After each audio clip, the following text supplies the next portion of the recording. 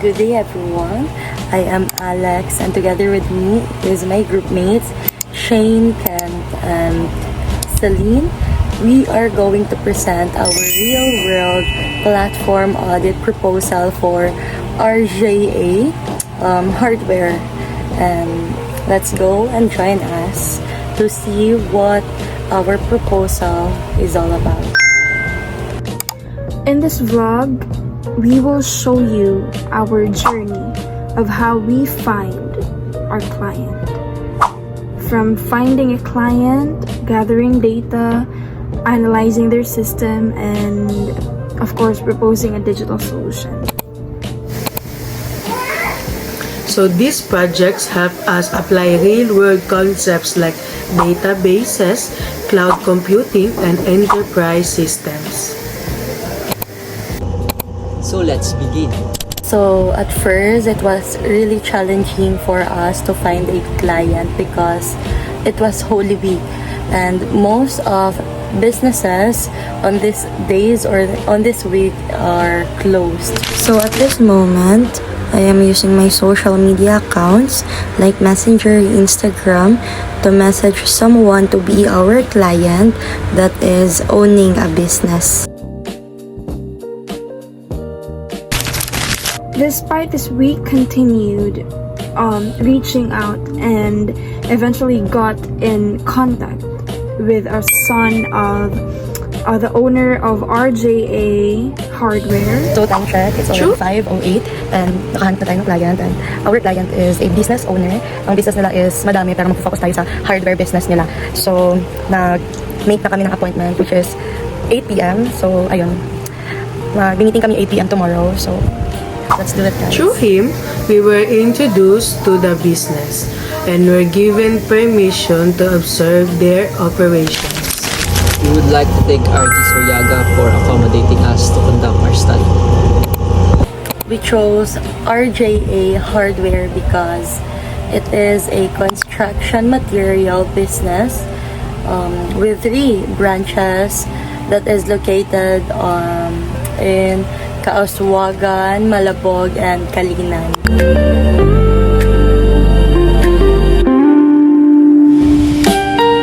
It is a good example of a real-world business that can benefit from digital transformation. Because it was Holy Week and almost all of us in the team is not available to see face-to-face. We did our meeting with our client virtually. Okay, so what products do you mainly sell? Kanang like construction materials, tools, electrical supplies. We mainly sell construction materials like hollow blocks or bakal pero nasa may mga baliyang tools, pipes o mga electrical supplies. Okay. So, who are your typical customers? Contractors, walk-in customers o mga bulk buyers. So, how many staff are involved in sales, inventory, and cashiering like sa kanila natin? 3 people on sales, 4 in inventory, and 2 cashiers. Okay. So, who handles your inventory like kanang sa tracking, sa technical, or kanang mga IT-related galing na task? Sila Kuya Darwin o Cristel ang ga-handle sa mga inventory tracking o IT-related tasks. Unsa ni sila like asa sila professionals? Sila og IT o accounting. Okay. So, nanami IT sa inyo, ha? Oh. Okay. So, dito sa current technology setup. So, what devices do you use in the store like kanang sa ano ninyo payment method ba or sa kanang mga records kanin ninyo unsa yung mga ginagamit? Nagagamit mi og laptop para ma-encode ang sales at the end of the day. Okay. Tapos ang inyong cashier unsa siya? Manual? Manual siya tapos ginapasa lang niya sa accounting. Okay. Ang accounting na ang mag-encode sa sales karon nga adlaw like nga na ba? Unsa like kanang handwritten lang? Ang sa cashier? Yes. Pati ang kanang pag magkuha resibo kay ano lang niya murag OR ana. Yes, OR lang. Okay. So, based atong kaganina gani. So, ang inyong sales kay recorded siya digitally pero manually siya pag pag sa store pa lang. Okay, gets. Our interview with our client or our meeting with our client took around 30 to 40 minutes. I cannot play it here in our vlog, but we will be having the observations. During the observations, we found that the business relies heavily on manual processes. Cashiers write transactions using official receipt and also record them manually in a notebook. At the end of the day, the cashier will submit the records to accounting and the accounting staff will encode them into Excel. For inventory, staff manually check stocks by physically inspecting items or asking inventory personnel. The business uses Excel and Google Drive, but there is no centralized system. They accept payments through cash, cards, and GCash. However, there is no POS system, no barcode scanning, and no real-time tracking of inventory. The client mentioned that improving inventory tracking and making transactions smoother is very important. Based on our analysis, we identified several problems in their systems. First, the process is manual, which makes the transaction slow and prone to error.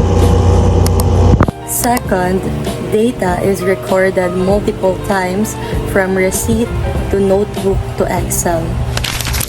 Third, inventory is not updated in real time, which can cause inaccurate stocks levels. To better understand the systems, we created a data flow diagram.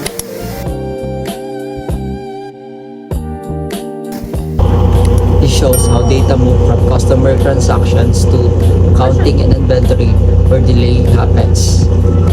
Also research about different solutions such as POS system, cloud platforms, and ERP systems. So this is the day that I presented the solution to our client, and of course I started with what is our observation is all about and what is our suggestion or solution for what we have observed on their current process or system. Sa inyong mga client is nasa yung risk of errors kay kanang ginapasapasahan ng data. Wala siya naka-integrate sa isa lang ka-system. And then, inventory is not updated in real time. Unlike kanang sa mga malls ganina, once napalit mo na siya kay ma-update siya diretso sa ilang inventory na mabawas siya na good. Or mag-restock sila kay madungag siya diretso sa inventory kay maano lang, ma-update lang.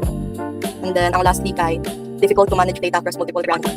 Kaya what if diba kay daghan mo branches like diba ano yung branches kay ano kanang mas gani ang inyong pag-manage sa kada branches ninyo niya. Maano niyo siya kanang short term ana. Basta makita niyo tanan. Okay, so ang proposed solution namo kay ano magbuhat og system na kanang na IPOS or point of sale, and then magbuhat og system na naapay barcode-based inventory tracking like kanang sa mga mall. And then ang POS kay kanang sa sales graph na ninyo na kanang. So on this part, I am already explaining the solution, and for you guys to really understand our solution or our proposed solution, we are going to present it in our vlog. A system that is Systems. cloud technology. Our goal is to design a system that is more efficient, accurate, and scalable.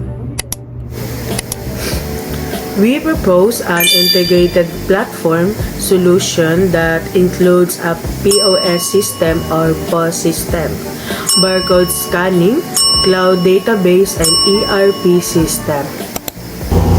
The POS system will replace handwritten receipts and notebooks. Cashier will scan item and the transaction will be recorded automatically. With barcode scanning, inventory checking becomes faster and more accurate, and stock is updated in real time. We recommend using a SQL database because it ensures accurate and reliable transactions through ACID principles. So for hosting, we recommend a cloud-based solution using SaaS and PaaS. These allow access across all branches and reduce costs. We will use API integration and middleware to connect all the system and enable real-time communication. recommend Odoo ERP because it is affordable, easy to use, and it includes module for sales, inventory, accounting, and CRM.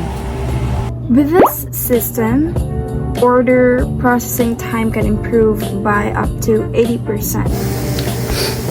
Inventory accuracy can increase to around 90 to 95%. And recording errors can be reduced by up to 90%. Through this project, we learned how real business operate and the challenges they face.